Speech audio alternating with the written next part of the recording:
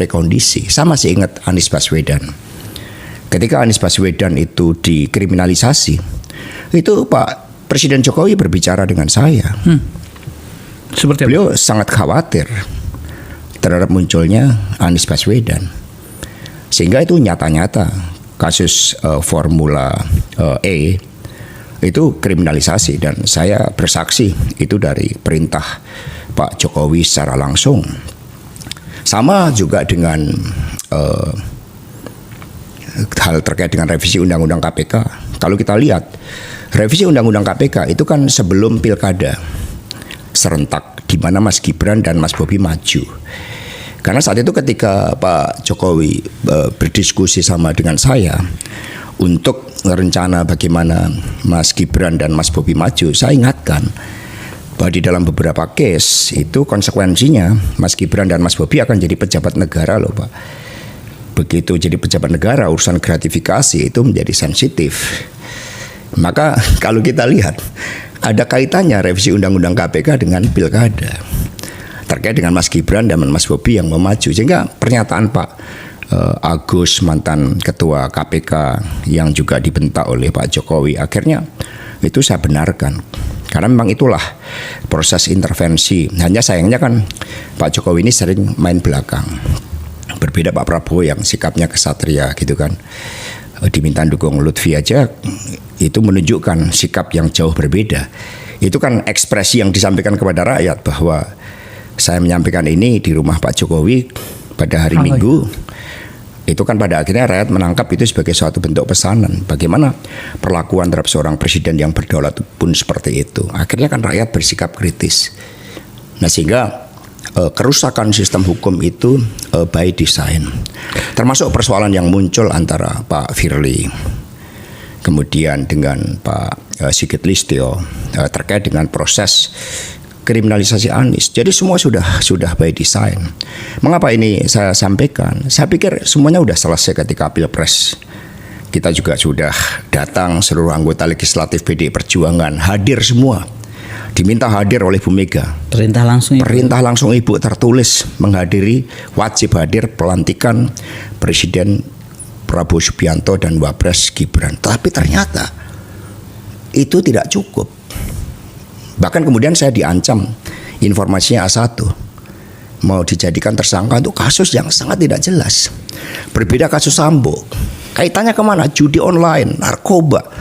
Itu kan mendapat backing dari Partai Coklat, kemudian judi kemudian tambang-tambang ilegal. Semua tahu itu kan dimobilisasi untuk kepentingan dana pergerakan Pilpres. Tapi ketika urusan seperti ini sama dikejar, saya melawan. Saya jadi ingat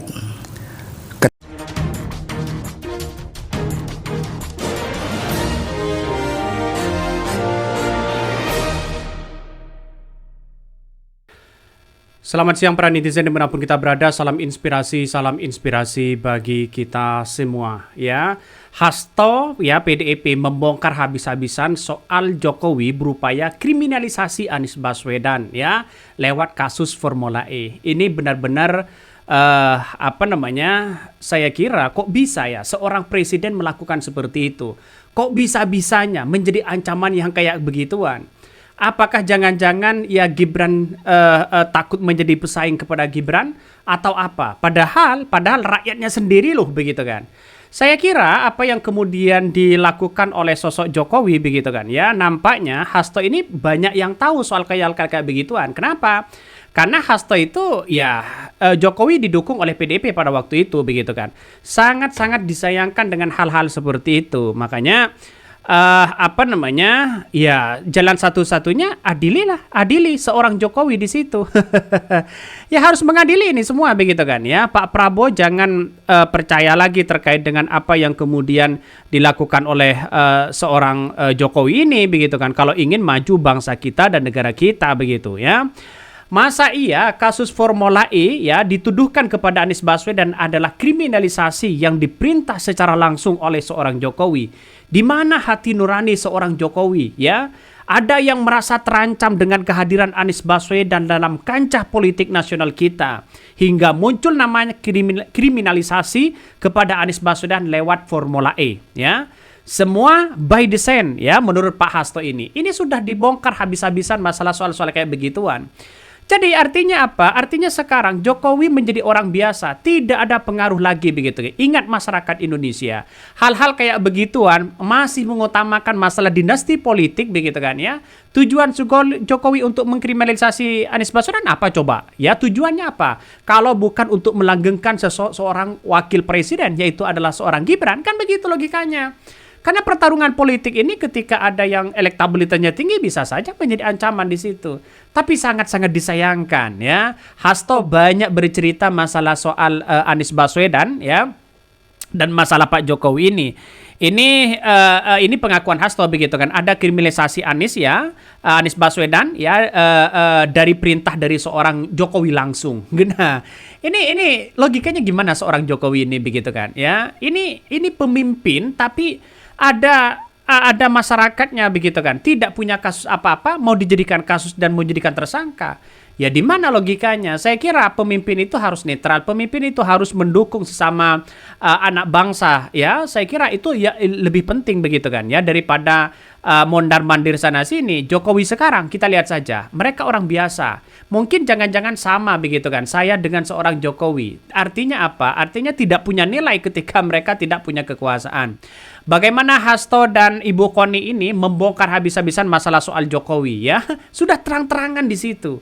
Sudah terang-terangan di situ. Artinya apa? Artinya selama ini ya satu persatu apa yang kemudian dilakukan oleh oleh Hasto begitu kan, membongkar habis-habisan masalah soal masalah Formula E ya. Ya saya pribadi begitu kan ya, dalam segi apapun ya, mau dikriminalisasi, mau ancaman apapun, itu jangan takut kepada siapapun ya, kepada siapapun di situ.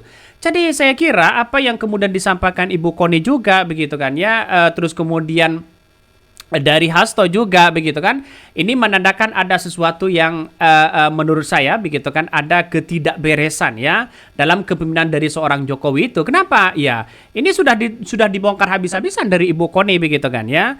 Ibu Koni mengatakan dia Jokowi itu kayak agak susah move on. Presiden Indonesia jalan-jalan ke luar negeri berjuang untuk mencari investasi ya, seperti Pak Prabowo Subianto, tiba-tiba di dalam negeri sendiri begitu kan ya, seolah menjadi presiden-presidenan. Ya benar apa yang disampaikan oleh Pak SBY pada waktu itu. Jangan ada matahari kembar di negara kita. Jangan-jangan ini yang akan menjadi ya matahari kembar. Jangan-jangan begitu kan. Bisa saja. Saya percaya betul kepada Hasto ini. Kenapa? Karena sudah tahu bahwa apa yang kemudian kita lihat karena didukung oleh PDIP dengan Hasto sangat dekat sekali. Masalah soal-soal kemudian kriminalisasi atau apa begitu. Tapi yang jelas saya masih percaya terhadap Hasto ini. Sangat-sangat disayangkan memang hal-hal kayak begituan masih terjadi begitu kan. Ya masa seorang presiden apa yang ia lakukan, apa yang ia targetkan untuk bisa ya orang dikriminalisasi seperti itu begitu kan. Apakah mau masuk penjara tiba-tiba anaknya langgeng untuk menjadi seorang presiden, tidak ada tandingannya lagi? Apakah seperti itu? Hati-hati Pak Prabowo ya, Pak Prabowo hati-hati betul begitu kan ya. Menteri-menteri Jokowi di situ harus benar-benar hati-hati ya. Makanya masyarakat harus cerdas hari ini ya, sudah terbongkar kok apa yang dilakukan oleh Hasto ini ya.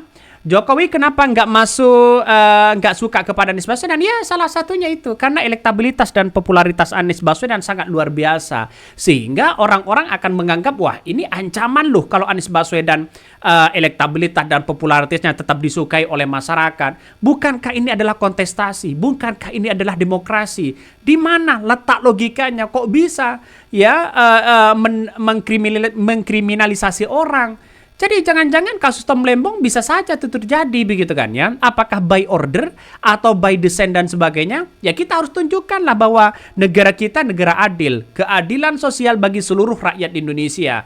Makanya apakah hukum itu adalah tumpul kepada koalisi? Apakah tajam kepada oposisi? Dan ini yang harus kita pikirkan.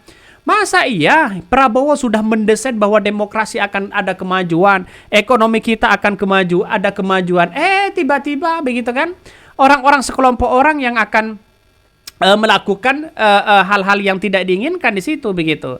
Ya, jadi artinya apa? Artinya bahwa seorang Anies Baswedan dan PDIP itu punya nasib yang sama begitu kan ya. Sama dikoyo-koyo oleh orang-orang yang tapi tidak bertanggung jawab lah. Saya apa yang disampaikan Hasto pasti A1 begitu. Kenapa? Karena Hasto dengan Jokowi begitu dekat begitu kan. Kenapa baru sekarang Hasto mengungkapkan hal seperti itu kan begitu.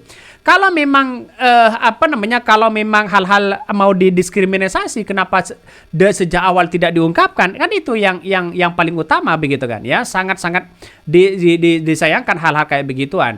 Coba kita baca lagi komentar-komentar dari netizen ya, banyak sekali pro dan kontra. Karena kita lihat saja ini ya, kasus Formula E yang dituduhkan kepada Anies Baswedan adalah kriminalisasi. Akhirnya orang-orang yang dulu satu kamar mulai buka-bukaan ya, makin memperkuat apa yang sudah tersebar selama ini ya. Pertama pengen 3 periode gagal, ganti perpanjangan gagal, Paman Osman ya sukses, sekarang sibuk persiapan putra mahkota di tahun 2029. Omong kosong, emang ada yang percaya tuh. Kalau mau dipercaya pecat aja si Mulyono. Ini komentar dari netizen, banyak sekali pro dan kontra ya. Tapi saya cukup percaya kok begitu kan ya. Kenapa? Karena dengan kehadiran Anies Baswedan banyak yang kemudian terancam. Ya, orang yang tidak punya kapasitas untuk memimpin bangsa kita tiba-tiba punya kapasitas ya, karena dengan hal-hal kayak begituan. Jangan sampai lagi ya. Kita harus punya kesadaran dalam masyarakat Indonesia saat ini, punya kesadaran memilih pemimpin. Silakan. Yang penting baik, jangan pilih ya politik dinasti seperti itu begitu. Coba kita baca ini. Lagi ya, Mulyono mewakili congos oligarki ya. Terus kemudian bentar-bentar Hasto ini siapa? Yang ributin Formula E partai apa ya? Yang ributin program Anies di Jakarta fraksi partai apa? Ya, ini kan baru terbongkar hari ini begitu kan ya. Makanya sayangnya Hasto ini membongkar baru sekarang. Kenapa tidak dari yang dulu begitu kan ya, membongkar masalah kayak begituan. Biar tahulah kelakuan si Jokowi itu begitu kan ya. Jangan-jangan ya kasus Tom Lembong karena kritikan keras, jangan-jangan ada pesanan atau ada orderan atau bagaimana begitu kan ya. Coba kita baca ya beritanya.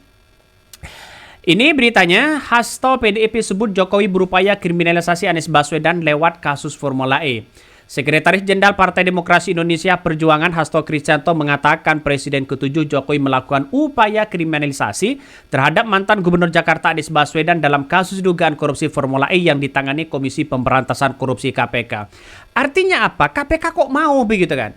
Secara tidak langsung bahwa ya KPK ini bisa diintervensi ya. Ini kan baru terungkap hari ini begitu kan. Jangan-jangan ada lagi kasus-kasus yang kemudian tidak ada kasusnya tiba-tiba mau dijadikan kasus seperti Caimin, seperti yang lain begitu. Bisa saja. Jadi seperti Pak Airlangga tidak ada kasus tiba-tiba mau jadikan kasus. Hati-hati betul begitu kan ya. Jadi negara kita negara apa coba? Kalau sudah seperti ini sudah terbongkar satu sama lain begitu kan? Ini harus ada klarifikasi dari seorang Jokowi, benar nggak begitu kan? Ya biar tidak menjadi spekulasi dari masyarakat kita begitu kan? Bahkan ini presiden loh, sekelas presiden bisa seperti itu, apalagi nanti seorang Gibran. Kan begitu logikanya. Coba kita baca ini. Bahkan ya kasus Formula E kriminalisasi dan saya bersaksi itu dari perintah Pak Jokowi secara langsung, kata Hasto dalam tayangan podcast di YouTube Akbar Faisal. Hasto membeberkan adanya dugaan main tangan Jokowi dalam melanggengkan kekuasaan dengan menjegal lawan politiknya melalui intervensi instrumen negara itu. Beliau Jokowi sangat khawatir terhadap munculnya Anies Baswedan. Bahkan dia juga mengungkapkan Jokowi heran lantaran Anies Baswedan disebut semakin melejit usai ya dipanggil tim penyidik KPK seputar penganggaran Formula E. Nah itu yang kegelisahan Pak Jokowi terhadap Anies Baswedan. Pernyataan itu ya berakar dari penjelasan Hasto yang mengatakan ya bahwa aparat hukum termasuk lembaga penanganan rasuah diduga dikendalikan penguasa sebagai alat untuk menekankan lawan politiknya. Itu kan di bawah kendali kekuasaan. Ngeri-ngeri sedap bos begitu kan. Masa iya KPK bisa intervensi? Coba kita lihat saja. Kepercayaan masyarakat sudah tidak ada lagi. Masa iya begitu kan ya, di negara kita kok seperti itu. Rupa-rupanya Pak Mahfud MD ya sudah tahu betul begitu bagaimana penanganan korupsi terutama di KPK. Ya, terutama nanti akan merambat ke ke Kejagung dan sebagainya. Apa yang sebenarnya terjadi kepada negara kita? Ya percuma Pak Prabowo bekerja sana sini begitu kan ya. Ada kementerian sana sini ya disuruh cari investasi sana sini, ya percuma Pak Prabowo kerja seperti itu kalau toh pada hakikatnya tidak dibersihkan dengan orang-orang seperti itu. Nah, di lembaga KPK harus bersih ya, di Mahkamah Agung, terus kemudian di Kejaksaan, Kapolri, semuanya harus benar-benar bersih di situ. Biar apa? Biar masyarakat tidak jadi korban ya. Apakah benar? Kita klarifikasi saja nanti ke Pak Jokowi ya. Bahkan Anies pun ya pernah dipanggil tim penyidik KPK dalam kasus tersebut ya 7 September 2022. Nama Anies bahkan disebut-sebut segera jadi tersangka pada Juni 2023. Namun KPK saat itu menyatakan belum ada tersangka dalam kasus tersebut. Sejauh ini masih pada tahap penyelidikan ya, kata Kepala Bagian Pemberitaan KPK Ali Fikri. Ya jelas di situ begitu, sangat-sangat disayangkan hal-hal kayak begituan. Makanya saya berpikir bahwa kriminalisasi itu sudah nyata lur ya. Ini benar-benar nyata loh begitu kan ya. Padahal Hasto sendiri yang mengungkap. Saya kira tidak mungkin Hasto membeberkan seperti itu tanpa mendengar langsung dari seorang Jokowi. Oke, mungkin itu yang kami sampaikan ya. Tonton terus channel Hodari Podcast Rakyat ini, jangan lupa di-subscribe.